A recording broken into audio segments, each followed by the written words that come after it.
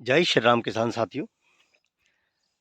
आज हम मक्के की फसल में दूसरी बार खाद का प्रयोग कब किया जाना चाहिए, इस महत्वपूर्ण विषय पर बात कर रहे हैं।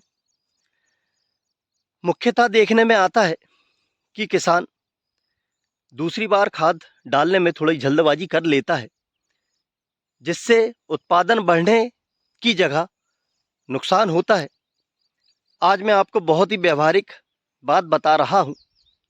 सामने यह जो फसल दिख रही है, मुख्यतः किसान इस अवस्था में दूसरी बार खाद का प्रयोग कर देते हैं।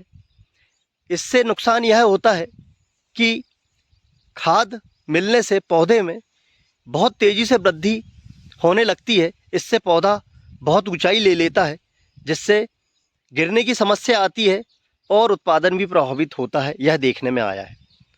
यदि किसान भाई दूसरी बार खाद डालना चाह रहे हैं तो उन्हें आइए मैं आपको दिखाता हूं कि किस अवस्था में खाद का प्रयोग करना चाहिए। इस अवस्था में खाद दूसरी बार बिल्कुल ना डालें। आपको यदि दूसरी बार खाद डालना है तो 25 से 30 किलो यूरिया और 25 किलो पोटास प्रति एकड़ मिलाकर छावर निकलने की स्थिति में, जब खेतों में छावर नज़र आने लगती है, पौधे में भुट्टे नज़र आने लगते हैं, इस अवस्था में यदि आप खाद का प्रयोग करेंगे तो इससे परागण बढ़ जाता है और बेहतर उत्पादन आता है। इसलिए मैं किसान साथियों को यह सलाह दूंगा कि अपने खेत में जब भी आप दूसरी बार खाद डालना चाह रहे हैं तो इस अवस्था का विशेष ध्यान रखें।